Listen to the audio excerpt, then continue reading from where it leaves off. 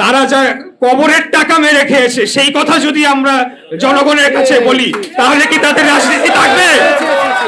নিজেদের জুলাই যোদ্ধা পরিচয় ব্যবহার করে রাজনৈতিক দল গঠন করেছে।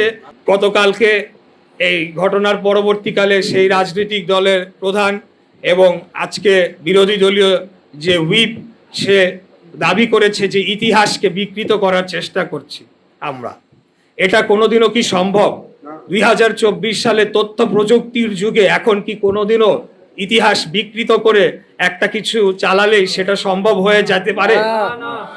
সেখানে যে প্রদর্শনীটি করা হয়েছিল তথ্যচিত্র, সেটা কয়েক মিনিটের এবং সেই অনুষ্ঠানটিকে কেন্দ্র করে এটা কোনো ইতিহাসকে লিপিবদ্ধ করা হচ্ছিল না। তাদের যে অবদান সেটাকে তো আমরা কোনোদিনও অস্বীকার করি নাই, করবও না। কেন আমরা তাদের অবদানকে অস্বীকার করব? তারা তো আমাদেরই ভাই। আমরা তো একসাথেই কাঁধে কাঁধ মিলিয়ে আন্দোলন সংগ্রাম করেছিলাম খুনি হাসিনার বিরুদ্ধে। Presenting Walton Crystal Series. Switch to premium. Switch to Crystal. তাহলে আজকে পুরা রাষ্ট্রকে কেন সারা বিশ্বের কূটনীতিবিদদের সামনে লজ্জিত এবং অপমানিত করলো তারা ক্ষুদ্র স্বার্থের জন্যে? তাদের যদি কোনো মত পার্থক্য থাকতো সেটি জন্যে কিন্তু যথেষ্ট সভ্য উপায় ছিল আমাদের সাথে কথা বলার, আমাদের সাথে কমিউনিকেট করার। আমরা সেই জিনিসটা আমরা সংশোধন করতাম, কিন্তু তারা সেটি না করে তারা যে অন্যায় আচরণটি করেছে তার মধ্য দিয়েই প্রমাণ হয়ে যায় আসলে তারা ওইটা ছিল একটা অজুহাত। যে কোনো অজুহাতেই তারা সেদিন গতকালকে গোলযোগ করবে, এই ধরনের একটা পরিকল্পনা শুধু ওই রাষ্ট্রীয় অনুষ্ঠানে না, সারা দেশের বিভিন্ন স্থানে তারা এটি করেছে। এটা অত্যন্ত দুঃখজনক।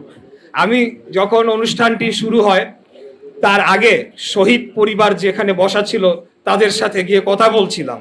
তো সেখানে গিয়ে আমি শহীদ পরিবারদের মায়েদের কাছ থেকে, বাবাদের কাছ থেকে যারা সন্তান হারিয়েছে যে ধরনের অভিযোগ পেয়েছি, এগুলা যদি এখন আমি বলি তাদের রাজনীতির রও আর থাকবে না। কয়েকদিন আগে আমি মাতুয়াইলে গিয়েছিলাম, সেখানে 17 জন জুলাই শহীদদের কবর রয়েছে। তাদের কবর আর কবর নাই, তাদের কবর কোনো রকম দেখা যায় ওইটা। অথচ এই প্রত্যেকটি শহীদের কবরকে পাকা করার জন্য, স্থায়ী করার জন্য বিগত অন্তর্বর্তীকালীন সরকারের সময় অর্থ বরাদ্দ করা হয়েছিল প্রত্যেকটি কবরের জন্য 2 লক্ষ টাকা করে। এখন কোনো জায়গায় 20,000 30,000 টাকা দিয়ে কোনো রকমে তারা সেই কবরগুলোকে করেছে। সেগুলো এখন ভঙ্গুর দশা, বেশিরভাগই আর নাই হয়ে গিয়েছে। তারা যা কবরের টাকা মেরে খেয়েছে সেই কথা যদি আমরা জনগণের কাছে বলি তাহলে কি তাদের রাজনীতি থাকবে? এরকম অনেক তথ্য রয়েছে, কিন্তু আমরা বিভাজন সৃষ্টি করতে চাই না বিধায় আমরা এই জিনিসগুলা জনগণের সামনে তুলে নিয়ে আসি না।